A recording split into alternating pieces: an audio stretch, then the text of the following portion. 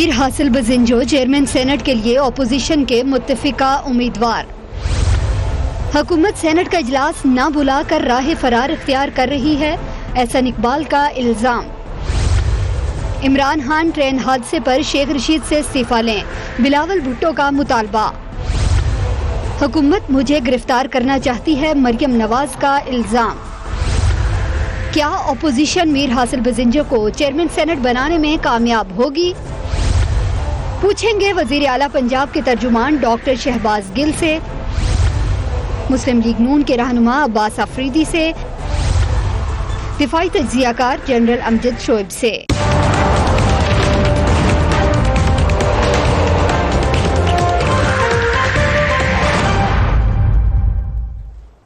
And a very warm welcome to the show. Chairman senate को हटाने के लिए अपोजिशन की कोशिशें आखिरी मराहिल में दाखिल हो चुकी हैं। बलूचिस्तान नेशनल पार्टी के लिए जो सरबराह हैं मीर हासिल बजिंजो किसी तारुफ के मोहताज नहीं है, बड़ी जानी पहचानी शख्सियत है। उनको अपोजिशन ने अपना मुत्तफिका उम्मीदवार नामजद कर दिया है। मियां नवाज शरीफ ने भी इस फैसले की तौसीक कर दी है। इस हवाले से मरियम नवाज ने अपनी ट्वीट में कहा है कि वफाक की अलामत नवाज शरीफ ने कभी किसी सूबे को महरूमी का एहसास नहीं होने दिया।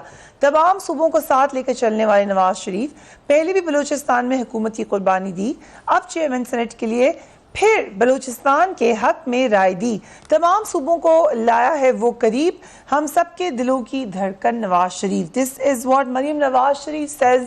उनका ट्विटर अकाउंट अब भरपूर तरीके से अपने वालिद की सपोर्ट के लिए इस्तेमाल हो रहा है। हर किस्म की खामोशी खत्म हो चुकी है और खामोशी तोड़ते हुए मामला अब तू तक भी पहुंच चुका है जब वो बात करती हैं। लेकिन यहाँ जो वो बात कर रही हैं बिल्कुल ठीक कह रही हैं, क्योंकि जब नवाज शरीफ साहब प्राइम मिनिस्टर बने उस वक्त बहुत बड़ा स्टेप किया था उन्होंने। सभी ने क्रेडिट दिया था उनको कि बलूचिस्तान में उन्होंने यकीनन अपनी हुकूमत की कुर्बानी दी थी, जिसकी आज याद दहानी कराई है मरियम नवाज ने। एंड सही वक्त पे याद दहानी कराई है, क्योंकि सबसे बड़ा सवाल चेयरमैन सेनेट के लिए उनको हटाते वक्त यही था कि बलूचिस्तान के सूबे की महरूमी का ख्याल रखा गया है। जब उनको बनाया गया था तब भी पीपल्स पार्टी ये कह रही थी। 2 दिन पहले हमारे प्रोग्राम में यही बात की थी पीपल्स पार्टी ने कि हम बलूचिस्तान ही से लेकर आएंगे कैंडिडेट, और उस वक्त हमने ये एग्री किया था कि it will be a very wise decision, क्योंकि अब गवर्नमेंट ये नहीं कह सकती या कोई और ये नहीं कह सकता कि बलूचिस्तान के सूबे का ख्याल नहीं रखा गया। मुस्लिम लीग नून के रहनुमा एहसन इकबाल ने अपोजिशन की रैबर कमेटी के इजलास के बाद अपनी गुफ्तगू में इल्जाम लगाया है कि शिकस्त के खौफ से हुकूमत सेनेट का इजलास ही नहीं बुला रही। Let's watch Ahsan Iqbal.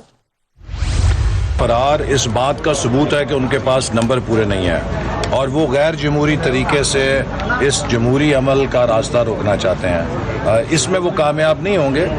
ये आईनी तकाजा है कि जब चेयरमैन सेनेट के खिलाफ अदम एतमाद पेश की जाए तो ज़्यादा से ज़्यादा 14 दिन के अंदर वो इजलास बुलाने के पाबंद हैं, और अगर इसमें वो रुकावट डालेंगे तो जो भी आईनी जमहूरी रास्ता हमारे पास है हम उसे इख्तियार करेंगे, लेकिन किसी को पाकिस्तान के आइन और जमहूरियत से खेलने की इजाज़त नहीं देंगे। इसमें सबसे बड़ा और अहम सवाल अब ये है कि क्या अपोजिशन मीर हासिल बजिंजो को मुंतखब करवाने में कामयाब हो जाएगी। बज़ाहिर अगर आप इसको स्ट्रेट फॉरवर्डली देखें तो अपोजिशन सेनेट में वाज़े बरतरी हासिल किए हुए है, इसलिए जो है ये होता हुआ मुमकिन है। पीपल्स पार्टी और मुस्लिम लीग नून के तमाम अरकान, so that is the catch कि तमाम अरकान अगर हासिल बजिंजो के हक में वोट डालते हैं तो ये कामयाबी बड़ी स्ट्रेट फॉरवर्डली मिल सकती है, वरना चेयरमैन सेनेट को हटाने की कोशिश अपोजिशन के अपने गले भी पड़ सकती है। चेयरमैन सेनेट का इंतखाब खुफिया रायशुमारी से होगा, ये एक प्रॉब्लम हो सकती है। सेनेट में जो नंबर गेम है, let's have a look. Muslim League Noon के 30 सेनेटर्स हैं, इनमें से 17 मुस्लिम लीग नून के टिकट पर, बाकी 13 आजाद हैसियत से जीते हैं।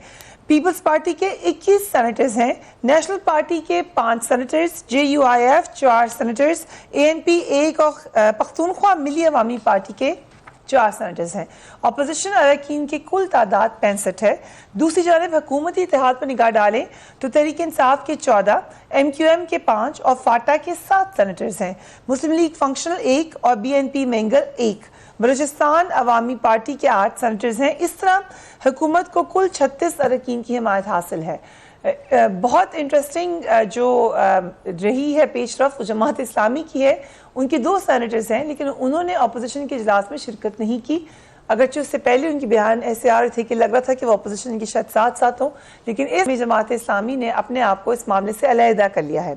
सवाल यह है कि चेयरमैन सेनेट हटाना, खुद अपोजिशन ने इसको शदीद हाइप दी है, और क्या वो ऐसा कर भी सकेंगे, और अगर नहीं कर सके तो इतनी हाइप देने के बाद it will be really very embarrassing as well. Abbas Afridi sahab, thank you so much. So chairman senate को हटाना अभी अपोजिशन का इम्तिहान है या पूरा इरादा है? इंशाल्लाह पूरा इरादा है। ये एक जमहूरी अमल है। जब भी कोई मुंतखब होता है तो अगर उसके साथ तादाद पूरी होती है तो वो रहता है। अगर उसके ऊपर अदम एतमाद आती है और लोगों का एतमाद हाउस में पूरा नहीं कर सकते तो फिर दूसरा जो चेयरमैन इलेक्ट होता है। इसी तरह सेनेट का हाल है, इसी तरह कौमी असम्बली का है।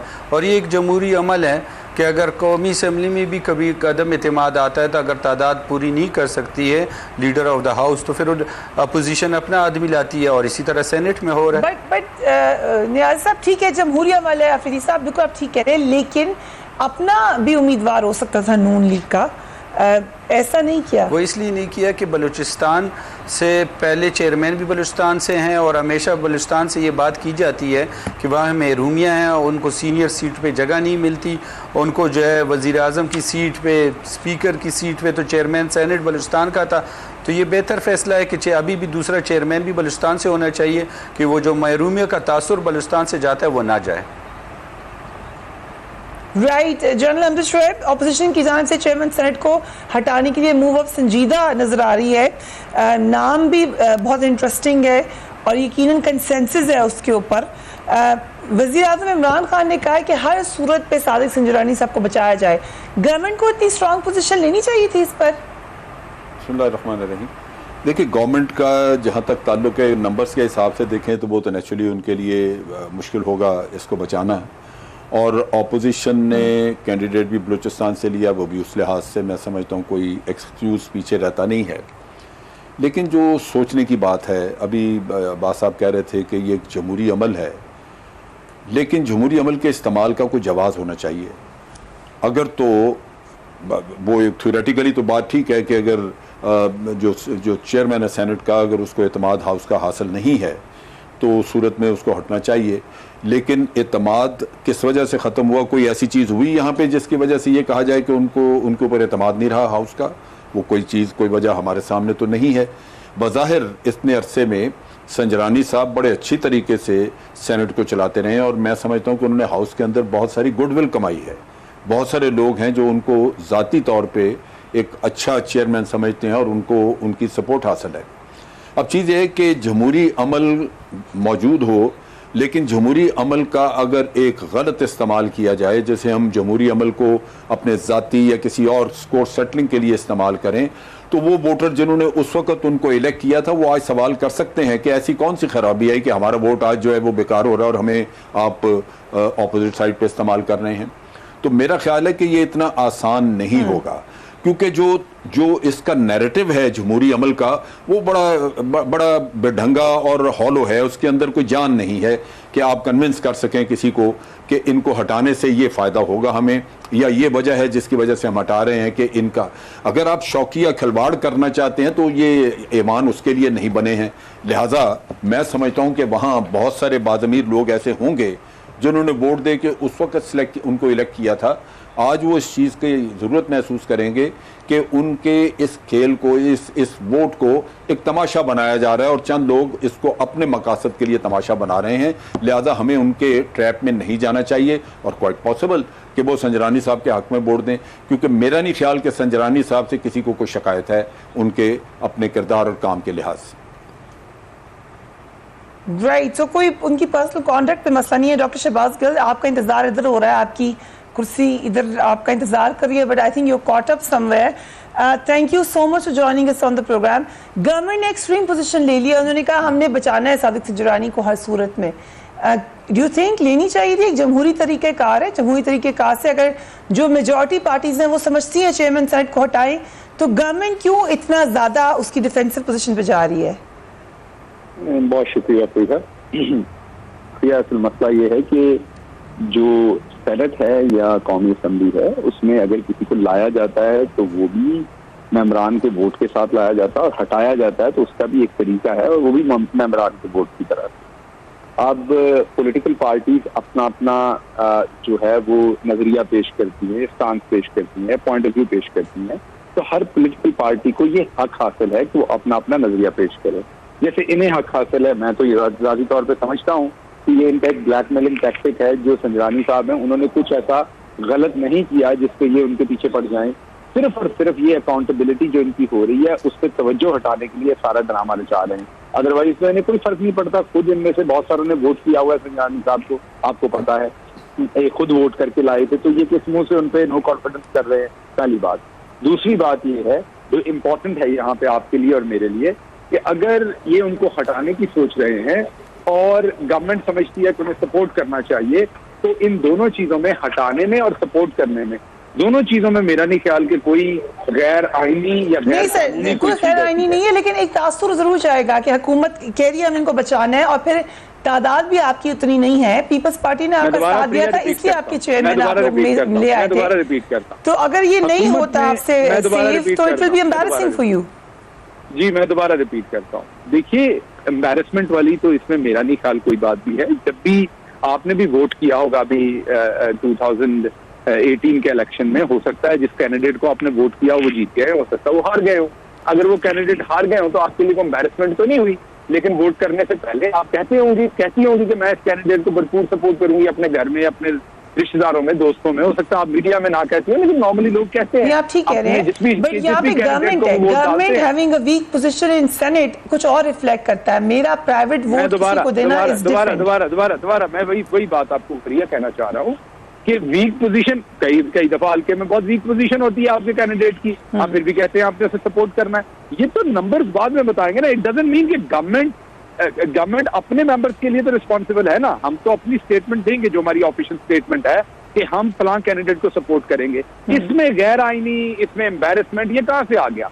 हाँ, अगर दूसरे मेंबरान भी संजरानी साहब को वोट देंगे इनके अपोजिशन में से, वो जीत जाएंगे, नहीं देंगे तो उतर जाएंगे। इसमें इतनी बड़ी बात कौन सी है? अगर ये उतार भी लेंगे तो कौन सी ऐसा बड़ी तोप मार दी जाएगी उसमें से। और अगर दूसरे मेंबरान उन्हें वोट देते हैं तो हमें तो कोई एतराज नहीं है। हमने स्टेटमेंट दिया है कि हम संजरानी साहब की भरपूर हमायत करेंगे, हमारे अपने वोट की स्टेटमेंट है। इसको टर्न करना कि ये एम्बैरेसिंग हो जाएगा, ये गलत है, ये सही है, हम अपना वोट देने का फैसला इस नजरिए से क्यों करें कि मेजॉरिटी कौन है और माइनॉरिटी कौन है? हमारा अपना नजरिया पार्टी का, और हमने फैसला किया कि हमने संजरानी साहब को वोट करना है। अब आपकी मेजॉरिटी उसके खिलाफ है या नहीं है, इससे हमें फर्क नहीं पड़ता। हाँ, अगर इनके अपने मेंबरान कल को इनको वोट ना दें और संजरानी साहब रुक जाएं तो मेरा नहीं ख्याल इसमें भी कोई बुरी बात है। ये भी बड़ा जमहूरी अमल होगा। हर मेंबर आजाद है, इसीलिए खुफिया वोटिंग है। वरना अगर मेंबर आजाद ना होता वोट करने में अपनी मर्जी से तो खुफिया वोटिंग ना होती है सिलेक्शन की।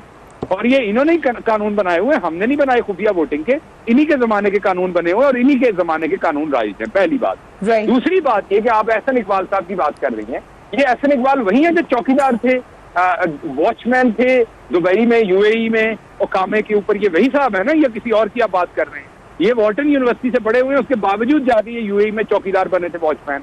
तो इस तरह का इंसान जो ना अपनी इज्जत करता हो, ना अपने मुल्क की इज्जत करता हो, पाकिस्तान के अंदर एक पीएम जो है, जो मुलाजम है दर्जा 4 का, वो बेचारा भी एक टाइम में 2 नौकरियां नहीं कर सकता। ये किस तरह के शेमलेस लोग हैं?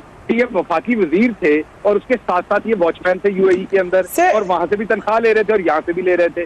तो ये अब आप आगे इस बात को ऐसे बात सामने गालिबन चैलेंज किया था, ये जाती कमेंट नहीं है, ये किसको ले आए कोर्ट में कमेंट करते। और उसके बाद ये जमहूरियत के लिए बड़े बड़े बयान देते हैं, आके दागते हैं एहसन इकबाल साहब जैसे ये बाबा जमहूरियत हो। और भाई आपको तो अपने कंडक्ट पे शर्म आनी चाहिए। आप होते कौन है डेमोक्रेसी पे बात करने वाले? आपका तो अपना कंडक्ट ठीक नहीं रहा एज अ फेडरल मिनिस्टर। आपको तो इन्वेस्टिगेट होना चाहिए कि इधर आप फेडरल मिनिस्ट्री और झंडे लगा के आपका ओपिनियन जो भी सिर्फ ओकामा लेने के लिए और मनी लॉन्ड्रिंग करने के लिए। Is a money launderer.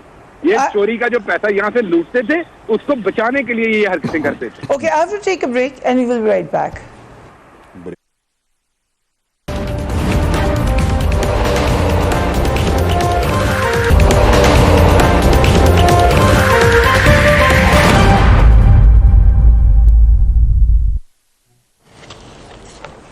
And welcome back. Chairman senate को हटाने के हवाले से एहसन इकबाल साहब की भी आपने बात सुनी जिस पे कमेंट शहबाज गुल साहब ने दिया। I'll come to you, I'll come to you, Abbas Afridi साहब, कि ये जो PMLN के अगर चेयरमैन सेनेट आप तब्दील करने में कामयाब हो भी जाते हैं तो PTI को क्या नुकसान होगा? प्राइम मिनिस्टर पहले ही सेनेट में नहीं आते, उन्हें पहले ही पता है उनकी वहाँ पर मेजॉरिटी नहीं है, with in a few years उनकी वहाँ पर मेजॉरिटी हो जाएगी। सो चेंज क्या होगा, तब्दीली क्या होगी? अच्छी बात की कि प्राइम मिनिस्टर साहब पहले ही सेनेट नहीं आ रहे, वो पार्लियामेंट को वैसी इज़्ज़त नहीं देते, ना वो कौमी असम्बली आते हैं ना वो सेनेट आते हैं, और उनके लिए पार्लियामेंट कोई ऐसी चीज़ नहीं। उनको प्राइम मिनिस्टर बनना था सो वो बन गए। बाकी उन्होंने जो दावे कंटेनर पे किए, मेरे भाई जब आ जाते हैं टीवी पे सारी कौम हमें सुन रही होती है और हम बात क्या कर रहे होते हैं और बात करते करते किधर निकल जाते हैं अखलाकियात के दायरे में। और अगर सच हम बोले कि क्या है, किसने क्या किया, किसने नहीं की, किसने मनी लॉन्ड्रिंग की, तो वो हमने देखा कि इस मुल्क में 2 दफ़ा स्कीमें आई, मनी लॉन्ड्रिंग की, टैक्स एवेशन की, जो भी आई उसमें सिटिंग गवर्नमेंट के लोगों ने अपने आप के एसेट डिक्लेयर किए। हेलो जी फरमाइए। अच्छा, उसमें जो है जी हमारी हलीमा बाजी ने टैक्स एवेशन के पैसे डिक्लेयर किए, हमारे सिटिंग प्राइम मिनिस्टर ने अपने पैसे क्लियर किए। मैं इसीलिए अभी मुझे आप बात करने दें, पहले आपने उनकी बात सुनी, अभी मेरी भी पूरी बात सुन लें। रही सेनेट की बात, सेनेट में इस वक्त चेयरमैन सेनेट जो हैं वो PTI के कैंडिडेट्स को वो शोर शराबा गुड़गड़ाड़ा, मिनिस्टर आते नहीं क्वेश्चन के आंसर में, इन्होंने चेयरमैन सेनेट को बिल्कुल बेवक्त कर दिया और कोई किसी काम का रहने नहीं दिया। वो बेचारे मजबूर थे कि मैं किस तरह PTI के मेंबरों को, मिनिस्टरों को समझाऊं कि आएँ इस हाउस को अहमियत दें, आप आके अपोजिशन के क्वेश्चन के जवाब दें। तो जो कुछ भी नहीं हो रहा था तो हमें मजबूरन ये स्टेप उठाना पड़ा कि हम चेयरमैन सेनेट को चेंज करें और इस हाउस को सही चलाएं जिस तरह इस अपर हाउस का हक बनता है, जिसको अब सिटिंग गवर्नमेंट ने उस तरह चलने का, जिस तरह चलाना चाहिए था उस तरह नहीं चलने दिया। ओके, अनवारुल हक काकर साहब, thank you so much for joining अस। बलूचिस्तान के चेयरमैन हैं, बार सब कहते कि बलूचिस्तान की महरूमी को हम करना चाह रहे हैं एड्रेस, इसलिए सादिक सिंजरानी साहब चेयरमैन सेनेट थे। अब एक बलूचिस्तान से ही एक और अहम नाम हासिल बिजंजो साहब का अगर अपोजिशन लेकर आती है तो बलूचिस्तान वाला इशू हम साइड पे रख सकते हैं। बहुत शुक्रिया फरिया। देखिए, इससे तो एक हमने जो पॉलिटिकल नवाइसेस, हम एक बड़े नवाइजीदा आवाज़ थे पाकिस्तान की सियासत में, बलूचिस्तान की सियासत में। हमने एक प्रिंसिपली एक बात, पॉलिटिकल क्वेश्चन लोगों के सामने रखा कि ट्रेडिशनली हाउस ऑफ फेडरेशन में हमेशा बलूचिस्तान के जो लोग थे उनको डिप्टी चेयरमैन के तौर पे ट्रीट किया जाता था और एक पोजीशन डेजिग्नेट कर दी गई थी कि इनको डिप्टी चेयरमैन के लिए ये सूटेबल है। हमने ये क्वेश्चन रेज किया और लोगों से ये बात मनवाई कि जो प्रिविलेज है, ये प्रिविलेज है, ये राइट नहीं है। ये प्रिविलेज के लिए क्या बलूचिस्तान का कोई शख्स कंसिडर किया जा सकता है या नहीं किया जा सकता, उसे तस्लीम कर लिया गया है। और ये तस्लीम करना मैं समझता हूँ बलूचिस्तान अवामी पार्टी की पॉलिटिकल विक्ट्री है। आज अपोजिशन डिस्पाइट अदबी अक्सरियत के कि वो PMLN के पास मौजूद है, वो पीपल्स पार्टी के पास मौजूद है, दूसरी पार्टियों के पास मौजूद है, हमारे नैरेटिव को तस्लीम करते हुए उन्होंने मीर हासिल बिसिंजो को नॉमिनेट किया। ये हम समझते हैं हमारे उसूल की जीत है। अब आ जाते हैं पर्टिकुलरली सादिक सिंजानी साहब के हवाले से। हमारी गुजारिश ये थी कि यहाँ मुल्क में जो तलखी पैदा हो चुकी है, शायद वो PMLN के पास्ट पॉलिटिकल प्रैक्टिसेस की वजह से, पीपल्स पार्टी की प्रैक्टिसेस की वजह से, PTI का जो अपना एक स्टांस है उसकी वजह से, ऑपोजिशन ने इन्फ्लेशन को उठाया, इकोनॉमिक वूज पे बात की, इलेक्टोरल प्रोसेस पे क्वेश्चंस रेज किए, और इन तमाम का आउटकम क्या हुआ? सादिक सिंजानी साहब को रिप्लेस करना। तो उससे इनकी संजीदगी पे बड़े सीरियस क्वेश्चंस उठ रहे हैं कि क्या ये पाकिस्तान के जो गुनागूं माशी और सियासी मसाइल हैं उसमें दिलचस्पी रखते हैं कि उनको हल किया जाए, या ये ईगो मसाजिंग चाहते हैं और बताना चाहते हैं कि जनाब वी कैन से ज्यादा इम्पोर्टेंट यहाँ पर ये है कि वी शुड क्या हमें करना भी चाहिए या नहीं? But obviously you know Sadiq Sanjrani sahab better than I do.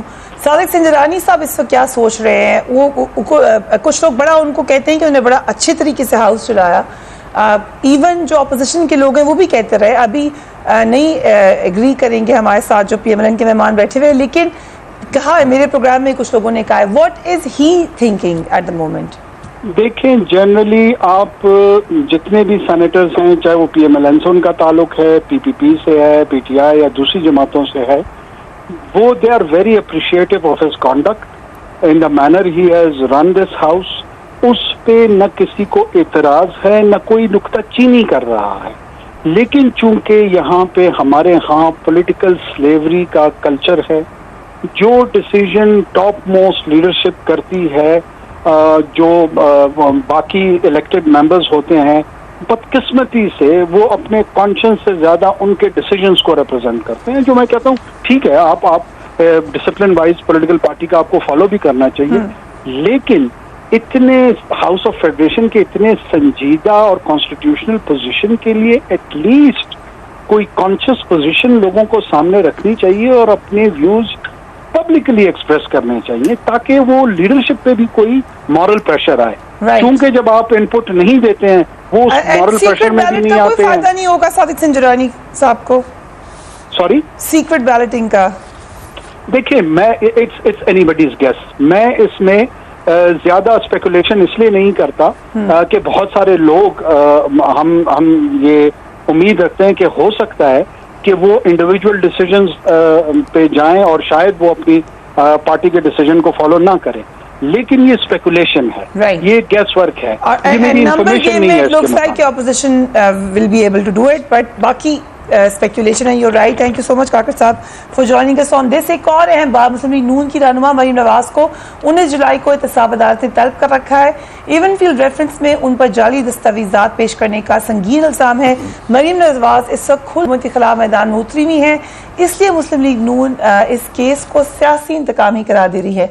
Maryam Nawaz ने आज अपनी ट्वीट में कहा, ये मुझ पर हर कीमत पर गिरफ्तार या नजरबंद मुझे करना चाहते हैं, मगर मसला ये है कि मेरे खिलाफ कुछ है ही नहीं, इसीलिए बेचारों को वो झूठा केस जिसमें मुझे एक बार सजा हो चुकी है और जिसको हाई कोर्ट मुअत्तल कर चुकी है, दोबारा खोलना पड़ा। ये इक़दाम क्योंकि गैर कानूनी और मज़हब का खैस है, इसलिए चलेगा नहीं, और मैं पेश ना होकर एक तो उनको गिरफ्तारी प्लेट में रखकर उनका मकसद पूरा नहीं होने देना चाहती, दूसरा अदालत में नाकाबिल तरदीद हक़ाइक़ सामने रखने।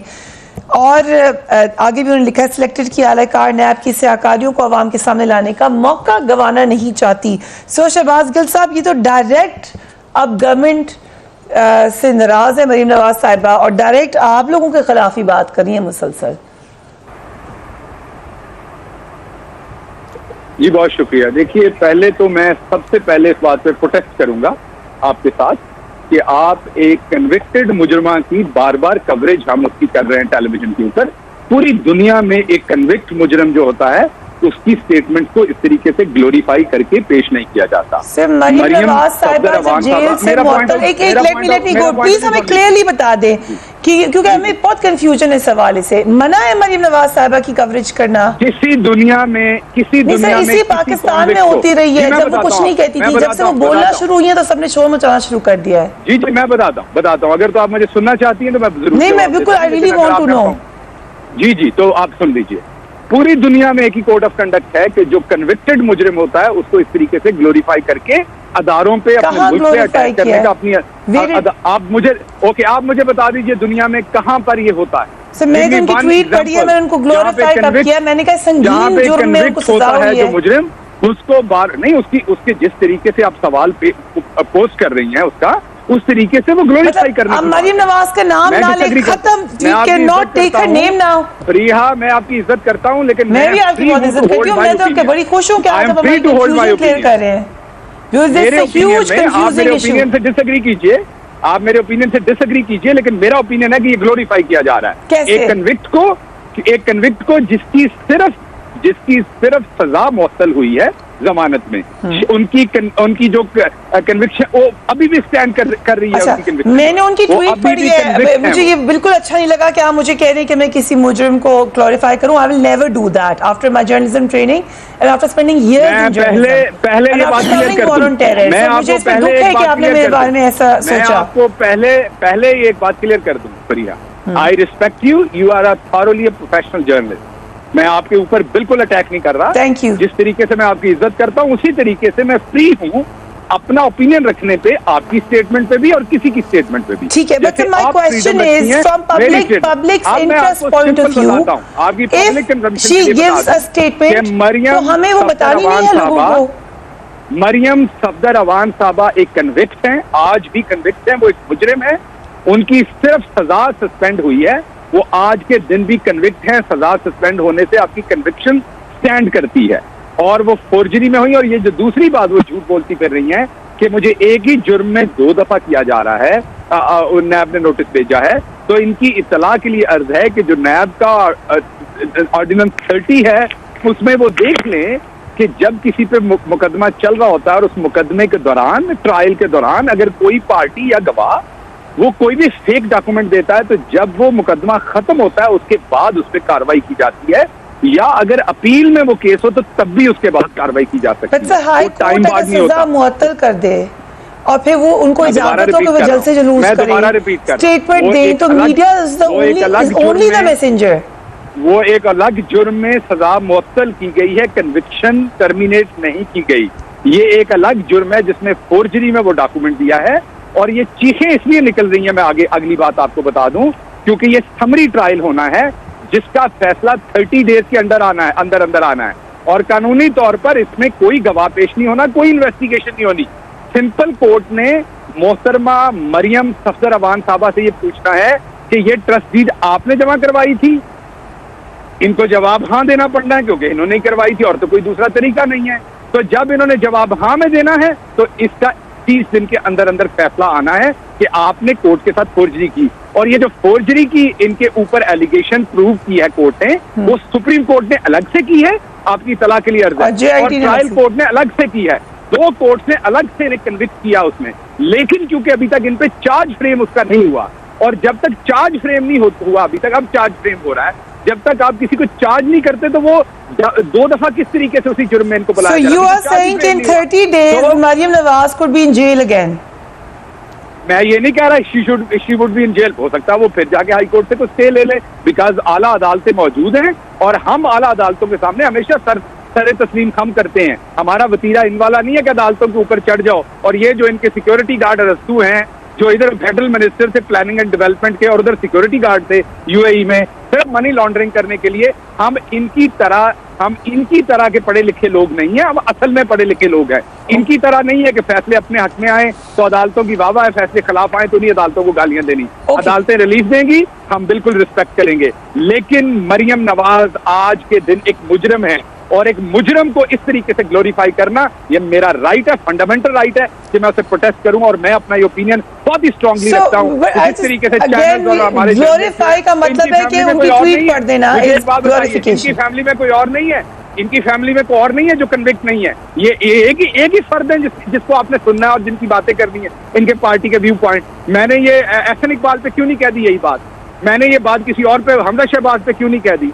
मैंने ये बात जो है वो शहबाज शरीफ पे क्यों नहीं कह दी? PEMRA needs to send notices कि अब मरियम नवाज का नाम ना आया करे टेलीविजन पर, बिकॉज़ अभी तक नाम आप दे सकते, नाम देने की और बात है प्रिया, नाम आप दे सकते हो, नाम तो आप दे दीजिए। फर्ज करे मरियम नवाज साहबा किसी किस्म की अल्लाह उन्हें सेहत दे, लंबी जिंदगी दे, लेकिन कोई बीमारी होती है, कोई खुशी होती है, कोई भी, अब खबरें तो हर तरह की होती हैं हर इंसान के बारे में, वो दी जा सकती। लेकिन वो इदारों पे अटैक करें, वो कहें मैं नैब को जाके तिगनी का नाच नचा दूंगी, मैं ये कर दूंगी, और हम उन्हें ग्लोरीफाई करें उनके स्टेटमेंट को। शी इज अ कॉन्विक्ट मुजरिम। हम कैसे कर सकते हैं एक मुजरिम के लिए? ये पूरी दुनिया में मुझे कल दोबारा मैं आपके साथ शो कर लेता हूँ, मुझे पूरी दुनिया से एक आजाद मीडिया की एग्जांपल दीजिए कि एक कॉन्विक्ट है वो इस तरीके से और हम उसे ग्लोरीफाई कर रहे हैं। मुझसे पूरा टाइम मैं आ रही हूँ आपके पास और सब एक क्विक ब्रेक ले रहे हैं पूरा टाइम देना आगे मैंने मरियम नवाज साहब क्या जुर्म किया, क्या क्या मसला से बात नहीं।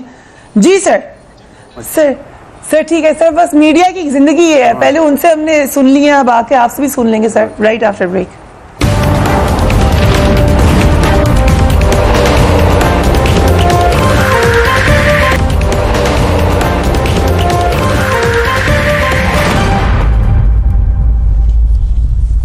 And welcome back. हमारा थोड़ा सा टेक्निकल इशू था, इसलिए हम बीच में बात हमारी मुनक़ता हो गई। 13 जुलाई 2018 को नवाज शरीफ और मरीम नवाज लंदन से वापस पाकिस्तान पहुंचे, एयरपोर्ट पर गिरफ्तार हुए। 19 सितंबर 2018 को इस्लामाबाद हाई कोर्ट ने नवाज शरीफ, मरीम नवाज और कैप्टन सफदर की सजा मुअत्तल करके उन्हें रहा करने का हुक्म दिया था।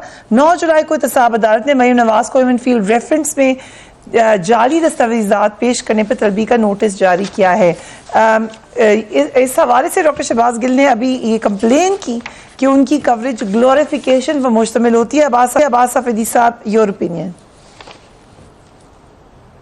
एक तो मैं पढ़े लिखे और वो कहते तालीम याफ्ता लोगों को बताना चाहता हूँ कि हमें इस नौजवान तबके को, इस कौम को नहीं भूला जब सुप्रीम कोर्ट की दीवारों पे तलवारें लटकाई गई थी। ये कोई भूली नहीं है, ना किसी से भूला है। रही है इस पेपर की बात, ये पेपर जो आप कह रहे हैं 2007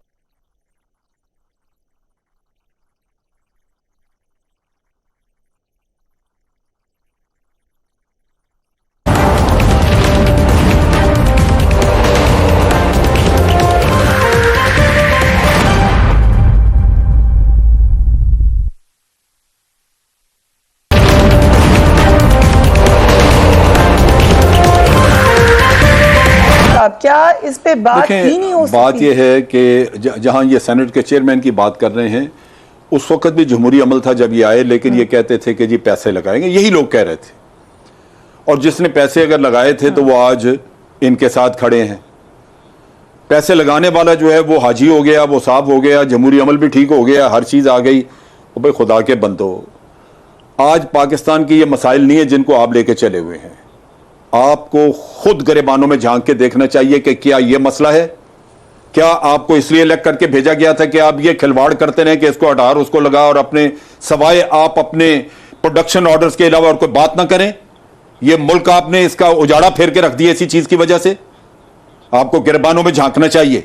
दंदनाक हमें आप सुना रहे हैं कि ये जमहूरी अमल है। ये जमहूरी अमल है, ये शैतानी अमल है। आप अपनी बात करें, ये अपनी बात करें। आप लोगों को इसलिए इलेक्ट करके नहीं भेजा गया कि एक वक्त पे आप पैसे लगा के आप लेके आए किसी को, पैसे लगा के आप लेके आए किसी को, दूसरी वो भी जमहूरी अमल हो गया। और आज आप निकालने लगे हैं, वो भी जमहूरी अमल हो गया। हमें इसमें हमने उसमें सोचना है कि अब इन दोनों में से हमने सोचना है अभी कि इन दोनों में से जमहूरी अमल कौन सा है। आप लोगों को चेहरा दिखाने के लिए हमने सोचना है कि ये जमहूरी अमल इन दोनों में से कौन सा था। अब आप दूसरी बात सुनिए, अब मरियम की बात सुन लीजिए, आप जरा दूसरी बात भी सुन लीजिए। अभी जो ये मरियम की बात हो रही थी, ग्लोरिफिकेशन क्या है, मैं बताता हूं। जो आप बात कर रही थी वो ग्लोरिफिकेशन नहीं है, लेकिन एक बैलेंस्ड अप्रोच होती है जो आप बताएं। क्या इनकी हिस्ट्री नहीं है कि इन्होंने अदालतों पे हमले किए? क्या इनकी हिस्ट्री नहीं है कि रफीक तारड़ को पैसे पकड़ा के तो सारी जगह जज खरीदे? क्या इनकी हिस्ट्री नहीं है कि जाली डॉक्यूमेंट्स ये जमा कराते रहे? क्या ये हिस्ट्री नहीं है कि पहले दिन से इन जदादों के बारे में झूठ बोलते रहे? क्या आपको मुझे पता नहीं है कि हुदैबिया पेपर मिल का केस क्या है, और वो बड़ा इस मुल्क के साथ एक बेइंसाफी और ज्यादती करते हुए उसको खत्म किया गया, उसको दबाया गया, उसमें सारी मनी लॉन्ड्रिंग दी हुई है। ये सारी चीजें पता है हमें। ये अगर आप बैलेंस्ड अप्रोच रखें और ये भी साथ कौम को बताएं कि इनकी ये चीज जो आज दिखा रहे हैं ये इतनी क्रेडिबल नहीं है कि इनकी एक हिस्ट्री है, तो मैं कहूंगा कि ये एक बैलेंस्ड अप्रोच है। दूसरी तरफ मैं आपको एक और चीज बताऊं, अगर एक सेकंड फरिया एक मिनट डॉक्टर गिल के लिए होगा, वो अफीदी साहब के लिए नहीं होगा। हर एक का बैलेंस अप्रोच अलग होता है। इसी चीज से रिलेटेड मैं एक और चीज बताऊं। अब आप देखिए कि मरियम की उसमें आपने सुनी बातचीत, वो जी ये कहा जा रहा है कि वो जज अरशद मलिक की बात है। अब जज अरशद मलिक जो है वो उसने एक प्रेस रिलीज भी दे दी, वो भी अरशद मलिक की है, उसकी बात नहीं हो रही। अब उसमें ये कहता है कि ये मुझे रिश्वत देते थे। वो यहां पे तो वो कह रहा है कि जी मैंने नहीं ली, लेकिन मेरा अपना ईमान है कि उसने ली। उसकी बुनियादी वजह कि अगर एक आदमी शराब भी पीता है, एक आदमी खवातीन के पास भी जाता है, उसका अगर मॉरलिटी इतनी लो है तो उसने पैसे पे आके वो इतना नेक हो गया, इतना पारसा हो गया कि उसने नहीं लिए। फिर मैं हिस्ट्री देखता हूं कि इन लोगों की हिस्ट्री है लोगों को खरीदने की। ये पूरी अदालत खरीद लेते हैं, एक जज का तो मसला ही कोई नहीं है। इन्होंने पूरा सुप्रीम कोर्ट खरीदा सज्जाद अली शाह के वक्त में, तो क्या ये आज नहीं खरीदा होगा? ये वो चीजें हैं जिनको कौम के सामने लाने की जरूरत है कि ये घनौना काम ये करते हैं। इन्होंने क्यों जज बदलवाया?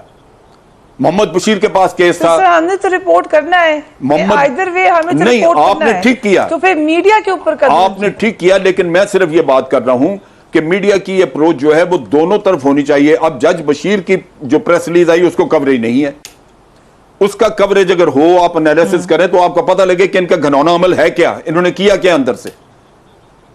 जज खरीदा, वो पूरी तरह डिलीवर नहीं कर सका, एक में छोड़ दिया, दूसरे का फैसला कमजोर लिखा। राइट। अब जब आप उसको कन्फ्रंट कर रहे हैं, आप भी एग्री करते हैं कि इसकी इन्वेस्टिगेशन होनी चाहिए? बिल्कुल होनी चाहिए। पीएमएलएन ये सिर्फ इनकी वीडियो, सबको पता है पीएमएलएन